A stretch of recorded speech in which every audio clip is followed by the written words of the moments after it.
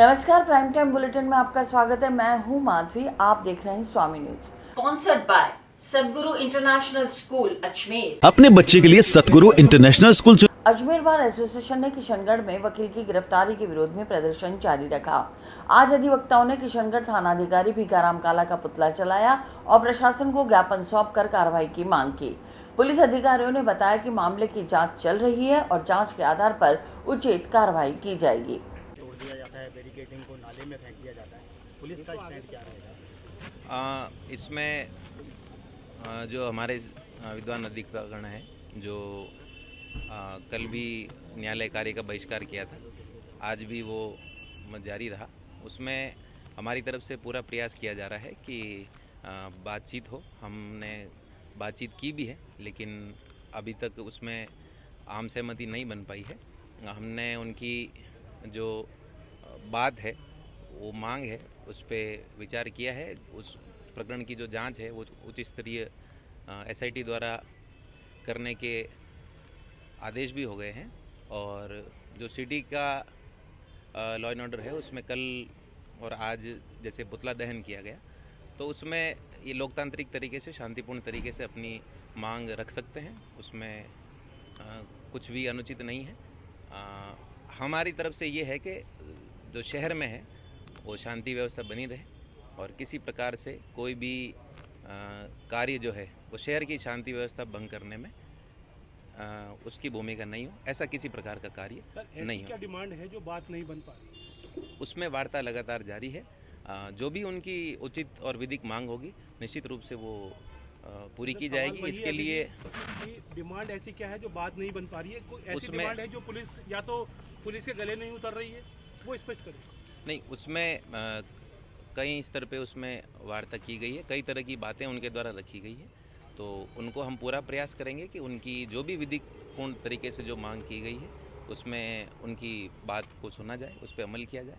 साथ ही साथ हम ये भी सुनिश्चित करेंगे कि शहर में भी शांति व्यवस्था बनाई रखी जाए। और साथ ही जैसे कि आज पुतला दहन का जो कार्यक्रम था, उसमें जो ट्रैफिक डाइवर्ट किया गया था, वो इसीलिए था कि किसी प्रकार की सिविलियन को किसी प्रकार की असुविधा नहीं हो, वो ट्रैफिक डाइवर्ट हो जाए और ना ही कोई अनटूवर्ड इंसिडेंट हो, जैसे कि कल या पहले भी एक दो बार अनटूवर्ड इंसिडेंट हो गए हैं। तो उन इंसिडेंट की रिपीटेशन नहीं हो, इसलिए ही ट्रैफिक का डाइवर्जन किया गया था, जो कि हर बार किया जाता रहा है। एक सवाल अभी भी बचता है कि इस पूरे प्रकरण में भीखाराम जी काला जो निरीक्षक लगे हुए हैं, क्या उनकी कार्रवाई सही है या गलत है?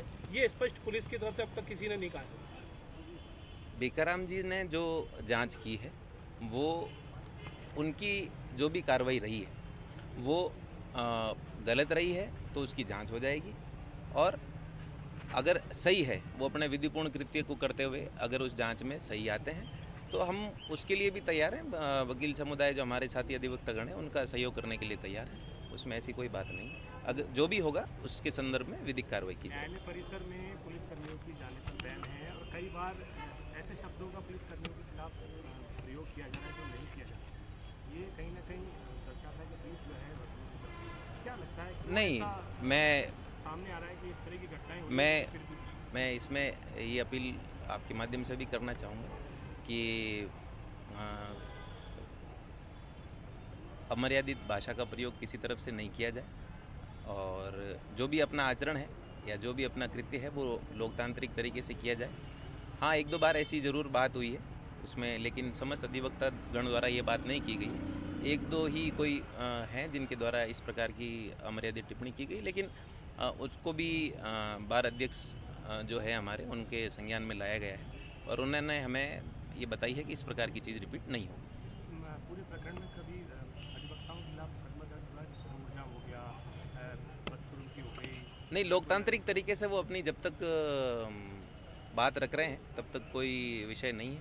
अगर किसी प्रकार से लोकतांत्रिक तरीकों को छोड़ के किसी प्रकार की कोई अवैध किया गतिविधि की जाती है या किसी प्रकार का ऐसा कार्य किया जाता है जिससे कि लोक शांति में या शहर के जो लोगों हैं उनके अव्यवस्था हो, तो उसमें जो भी विधिक कार्रवाई होगी की जाएगी। सर, कई बार देखा जाता है प्रदर्शन के दौरान यदि कोई सड़क भी रोक देता है तो राजकार्य में मुकदमा दर्ज हो जाता है।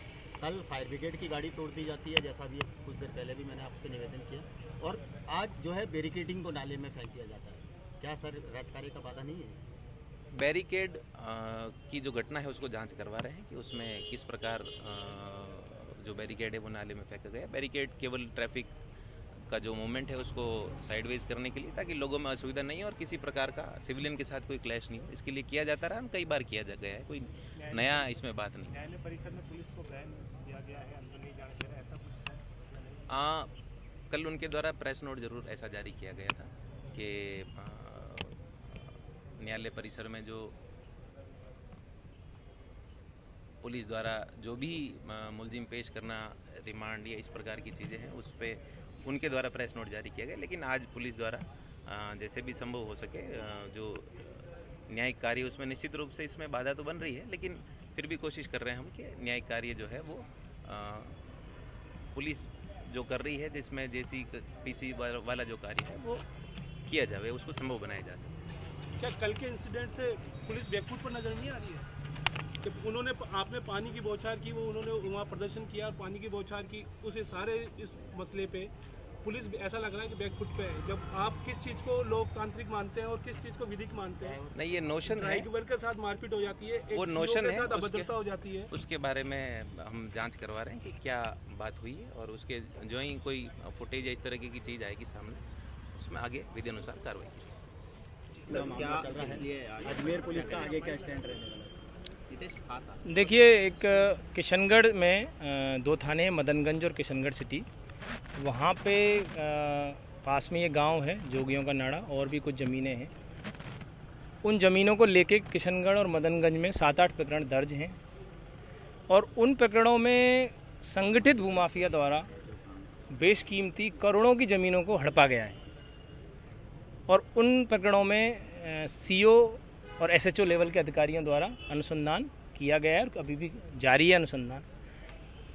कई लोगों की गिरफ्तारी उन प्रकरणों में हो चुकी है।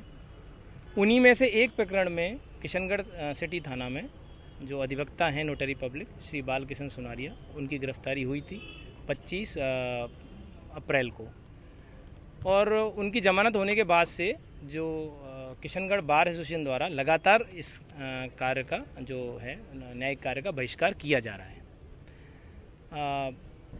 कल से अजमेर बार द्वारा भी कार्य का बहिष्कार किया गया है।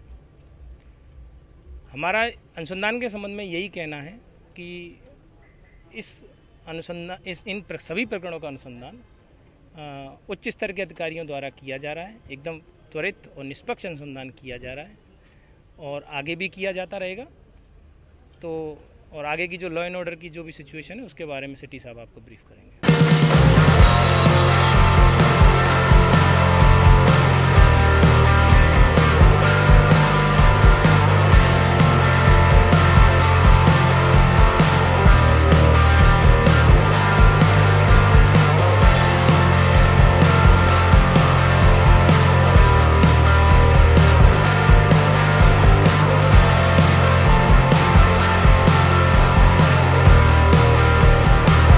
संभाग के सबसे बड़े जेएलएन अस्पताल के बाहर टैक्सी यूनियन मनमानी वसूली कर रही है। सोमवार को एक मरीज की मौत के बाद परिजनों से धौलपुर तक एम्बुलेंस के 35,000 रुपए मांगे गए। परिजनों ने बाहर से एम्बुलेंस बुला ली, जिससे यूनियन के सदस्य भड़क गए और झगड़ा हो गया। नर्सिंग स्टाफ का कहना है कि यूनियन अक्सर मरीजों और परिजनों से अधिक रकम वसूल करती है, जिससे मरीजों को भारी परेशानी होती है। क्या मामला भैया, क्यों इकट्ठा हो रखा है? आज जवाहरलाल नेहरू चिकित्सालय में उपचारत मरीज के साथ इन लोगों ने जो एम्बुलेंस यूनियन बना रखी है उसके नाम पे मरीजों को अनावश्यक रूप से लूटपाट मचा रखी है। इस बात को लेके हमारे नर्सिंग अधिकारी, वरिष्ठ नर्सिंग अधिकारी परमेश्वर लाल रेगर साहब, उनके कोई मिलने वाले परिजन थे, एम्बुलेंस के लिए बात करने गए तो उनसे अनावश्यक रूप से पैसे मांगे गए। उन्होंने परमेश्वर जी को बुलाया तो परमेश्वर जी ने किसी अन्य एम्बुलेंस को बुलाया, तो एम्बुलेंस वाले को धमकाने लगे। साथ में हमारे वरिष्ठ नर्सिंग अधिकारी परमेश्वर लाल जी रेगर की कॉलर वॉलर पकड़ने पे उतारू हो गए। इन्होंने एसोसिएशन बना रखी है जिसके नाम पे दूसरी एम्बुलेंस को ये आने नहीं देते और उनको डराते धमकाते हैं, उनकी गाड़ियाँ तोड़ देते हैं। अभी हमारा नर्सिंग साथी है जो राजकीय महिला चिकित्सालय अजमेर में कार्यरत है, उनकी मदर की डेथ हुई है, जो मेडिकल आईसीयू में उपचारत है, उसके लिए गाड़ी आई है, तो उसको भी ये नहीं जाने दे रहे हैं। इनसे बात करने गए तो इन्होंने 35,000 रुपये धौलपुर के मांगे, जबकि वही गाड़ी 15,000 में जा रही है,